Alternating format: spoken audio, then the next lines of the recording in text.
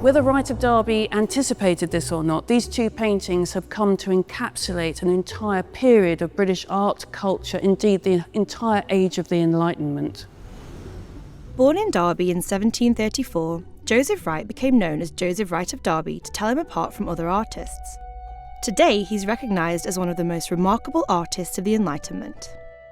It's not just the scale and ambition and drama that they show, it's also the fact that the people shown in the paintings would have visited the exhibitions and seen themselves reflected in these very complex compositions. People would describe Wright of Derby as an artist of the Enlightenment.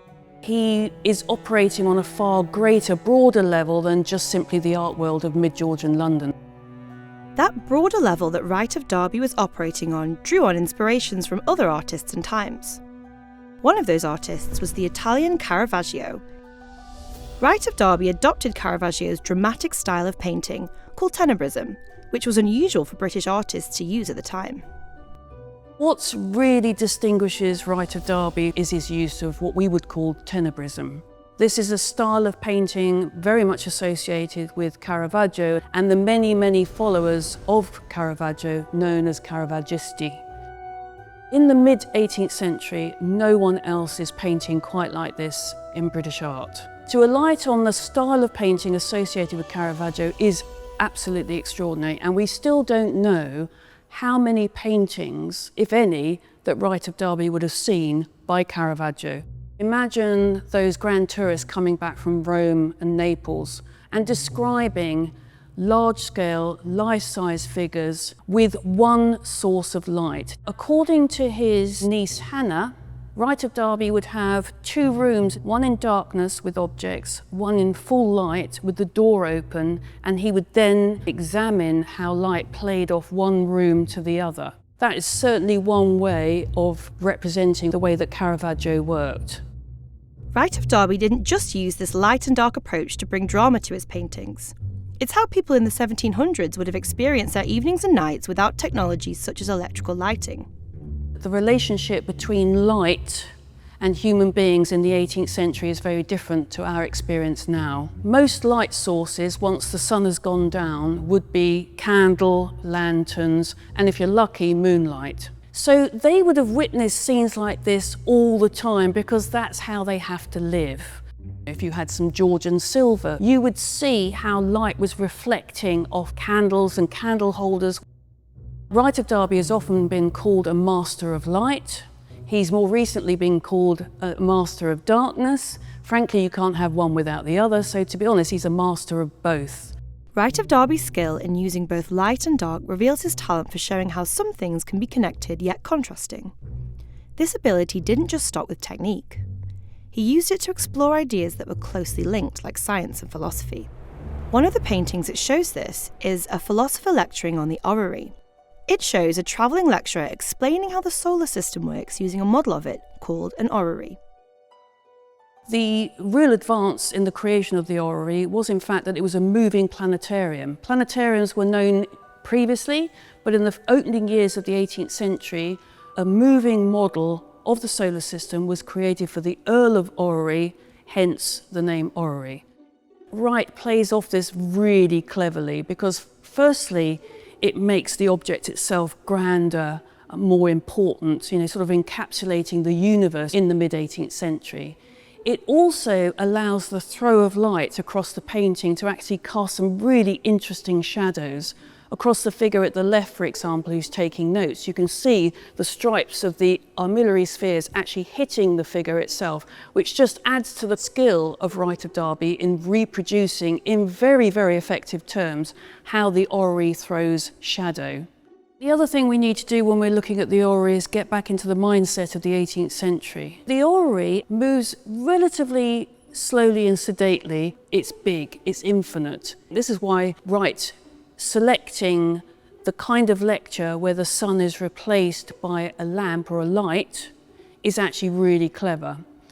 Because not only is the light allowing you to see the phases of the moon and eclipses, it does allow you also, through the use of tenebrism, to suggest awe and wonder In the children in particular who you see in the centre of the painting, they seem to be transfixed by the orrery and what the lecturer is telling them. For the adults, I think the idea of how small they are in comparison to the enormity of the solar system is probably what is causing them to pause and reflect. For the others, of course, and the gentleman on the top left there, he's simply noting down what the lecturer is saying or the kind of computations that are being made around the notion of the solar system. In the 18th century, young women were encouraged to engage with natural philosophy as an accomplishment. It does show you that women were expected to engage with all elements of knowledge, from the arts to the sciences.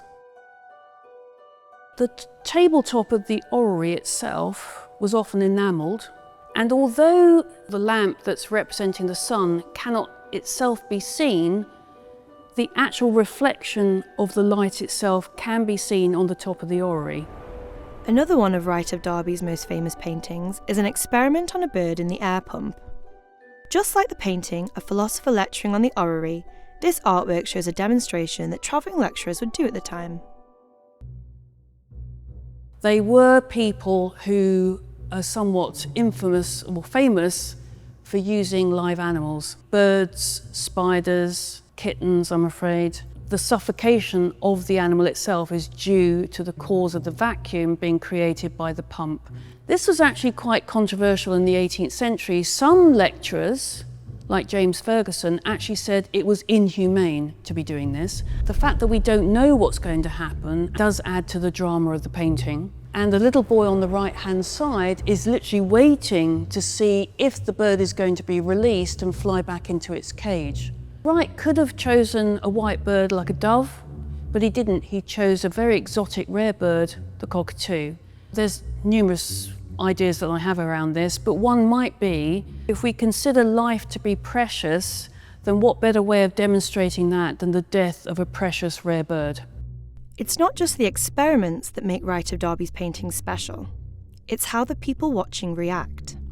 Their expressions show how audiences might have responded at the time, and which types of behaviour society valued. You have so many reactions around the table as they're watching. It's almost like the whole life cycle of a human being is represented through the children on the right, through the young adults over here, and then the middle-aged and older people around the painting itself. It is very interesting to see the children so distressed in a painting of the 1760s. And what these young girls are showing is their sensibility as young women. They're the only two who are actually distressed by what they're witnessing. This figure here is actually timing how long it's taking for the bird to die. The father figure here is obviously consoling perhaps his daughters, saying, actually, don't worry, he's about to release the bird, all will be well. Or is he just simply indicating to the children the idea of life and death is simply what they have to accept as human beings? Wright of Derby explored death in other, less direct ways in his paintings too. He also showed difficult emotions that he had personally experienced. So this is a man really transfixed by the diseased skull in the jar through which the light is glowing, and it's this area here that we found traces of silver leaf. So again, it's the focus really of the painting itself. This is a traditional symbol of memento mori, you too will die. And he, of course, is closer to death than the young girls. So this is the first of Wright of Derby's candlelights that actually shows the moon.